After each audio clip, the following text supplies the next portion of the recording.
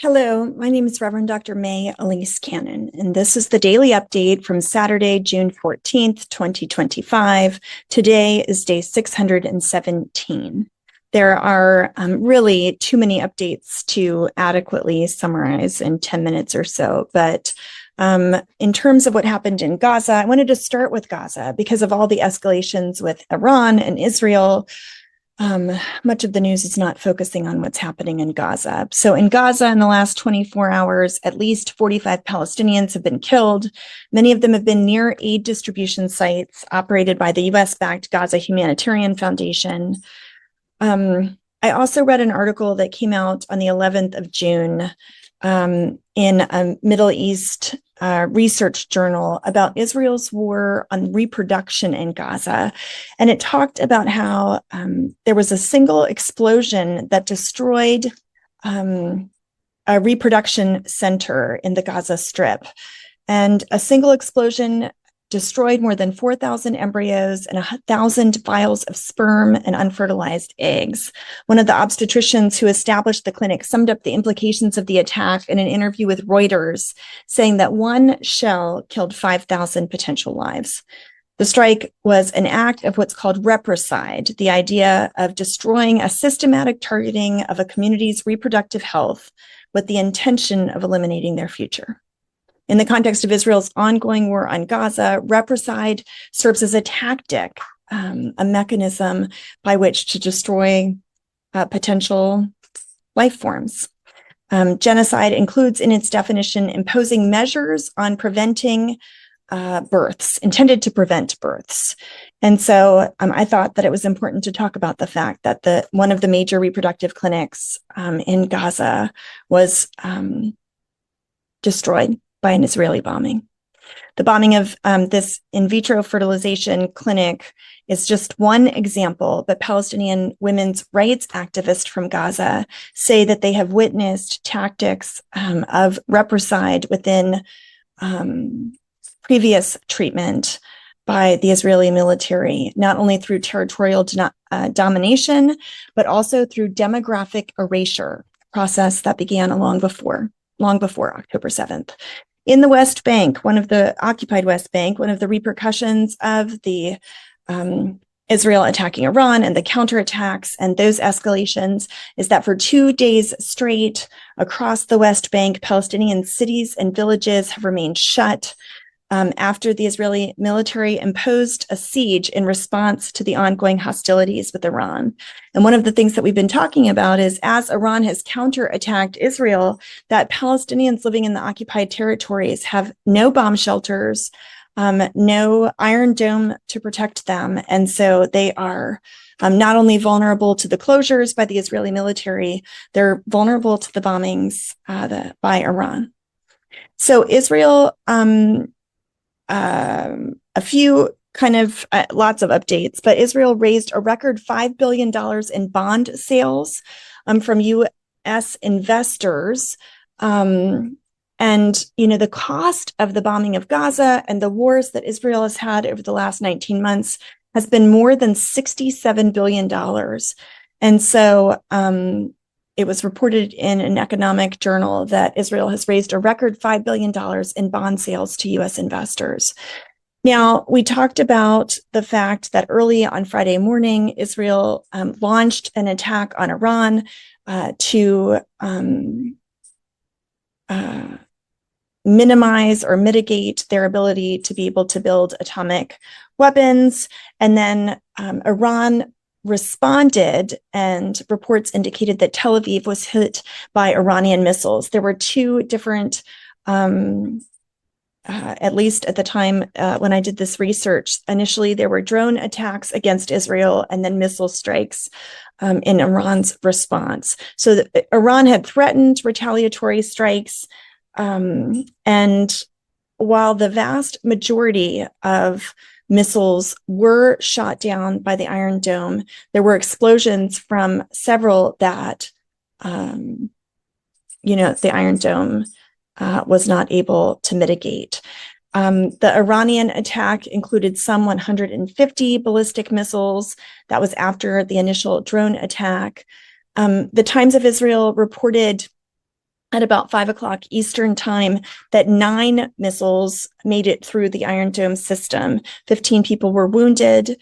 Iranian state news initially said that 60 people were killed, including 20 children, in the first Israeli strike on Tehran, and there have been subsequent strikes since then. On Friday, at least 2 people were killed when an Israeli attack, actually, this might have happened today. There was an Israeli military attack on an ambulance in northwestern Iran. So at least 2 people were killed by that Israeli attack on an ambulance in northwestern Iran. After the initial attacks, French President Macron, who was supposed to be convening a meeting at the United Nations alongside Saudi Arabia next week, a peace summit focused on the 2-state solution related to Gaza, that meeting has been postponed. French President Macron essentially took Israel's side on Iran in 2 separate statements on Friday. In the second statement, he said, "We support Israel's security, and if Israel is attacked, France will take part in Israel's defense operations." In the first statement, he said, "Iran bears a heavy responsibility in the destabilization of the whole region." I have a map that showed the initial attacks by Israel on the Iranian regime, and the nuclear facility at Natanz was targeted. There were multiple sites in Tehran. There was an oil refinery in Tabriz, Iranian military bases in the northwest of the country.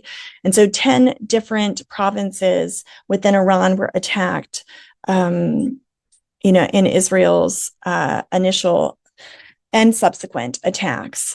Around 5 p.m. on Friday, it was stated that explosions were heard in Tel Aviv. The Israeli military at that point continued to launch waves of strikes, and then today they launched subsequent strikes on nuclear sites as well as major cities.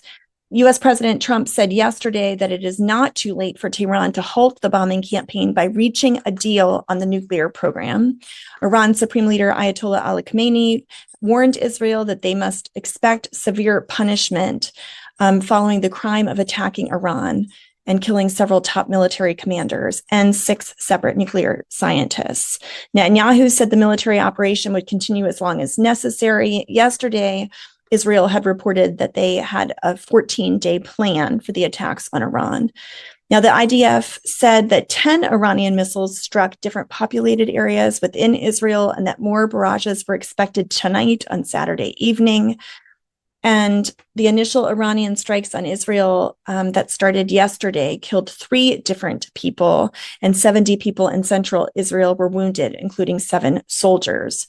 As of Saturday night on the East Coast, today, at least 1 additional Israeli was killed and 13 more people were wounded after the Iranian missile strikes on the north of Israel. Tonight, Israeli news reported that the IDF said that the Israeli public could leave their shelters. They were instructed to be in their shelters throughout the day. In the afternoon on the East Coast time, all Israelis were told that they should enter shelters after the missiles were launched from Iran. The Israeli military also targeted Houthi targets in Yemen. The intended target for a strike on Yemen today was Mohammed Abdul Karim al-Gharimi, the chief of staff of the armed forces in the Houthi government.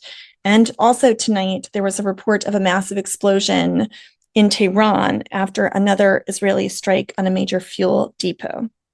Iranian media reported that a senior advisor to the supreme leader, Ayatollah Ali Khamenei, died after he was wounded from an injury from an Israeli strike that happened today. Now, it's been reported that Gaza has now become the secondary front of war for Israel. The IDF's primary focus is now Iran. Tens of thousands of Israelis were called back up for reserve duty just since Thursday night. Jordan closed their airspace until further notice today. And the Foreign Office in Britain, one of the things that was reported in the last couple of days is that they told their staff to consider resigning if they disagree with Britain's policies vis-a-vis Gaza. So more than 300 Foreign Office staff who raised concerns about potential UK complicity in Israel's conduct in the war on Gaza were told that if they profoundly disagreed with government policy, they should consider resigning.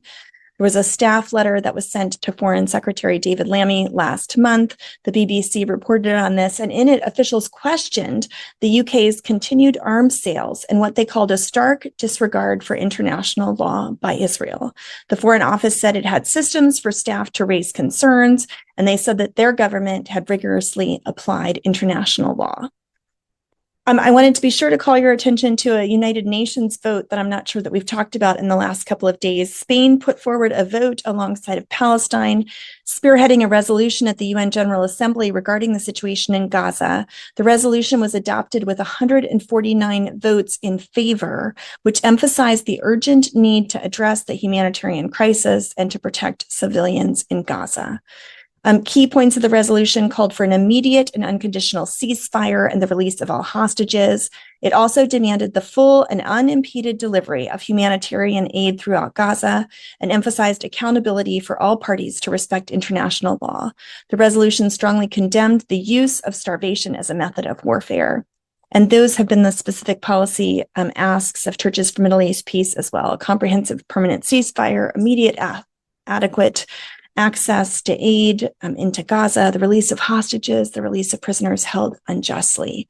Zaha Hassan, who's a human rights attorney, said, as much as we talk about the destruction of rules-based order, it's important to recognize how much of the world is pushing back.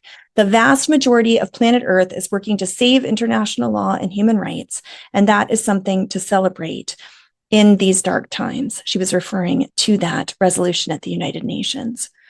In terms of the U.S., Oman's foreign minister said that the talks between Iran and the U.S. over Tehran's rapidly advancing nuclear program won't take place because of Israel's strikes targeting the Islamic Republic. A Trump administration official said that we remain committed to talks and hope that the Iranians will come back to the table.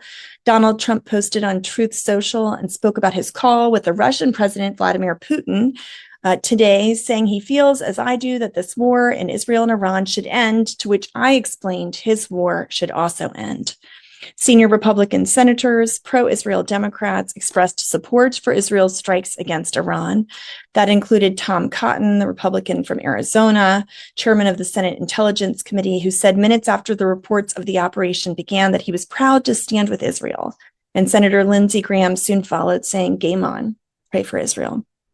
Tucker Carlson split from Trump and is advocating for dropping Israel. The talk show host accused the president of being complicit in the act of war in a newsletter that he put out to constituents. If Israel wants to wage war, it has every right to do so. It's a sovereign country and can do it as it pleases. But Carlson wrote of Israel's preemptive strike on Iran, it should not happen with America's backing. Harvard Divinity School has gutted their religious studies program that it's been critical of Israel. This was the Religion and Public Life program at Harvard. According to reports, there was a 311-page anti-Semitism report that was issued in April that was viewed as especially problematic. And then our dear friends at Bethlehem Bible College, their president, Jack Serra, put out a request for an urgent prayer, saying the Holy Land is again in flames. As violence escalates, the people, especially in the West Bank and Gaza, are caught in the middle with nowhere to go. No shelters, no safe zones, entire families are living in fear. We urgently ask you to pray. Let's declare Psalm 46 over our people, pray for the safety of innocent civilians, for God's mercy over the Palestinian people and all of the Holy Land, for international intervention to stop wars and to protect lives. Pray for justice, peace, and an end to the cycle of war and suffering. Lord, have mercy. Christ, have mercy. Amen.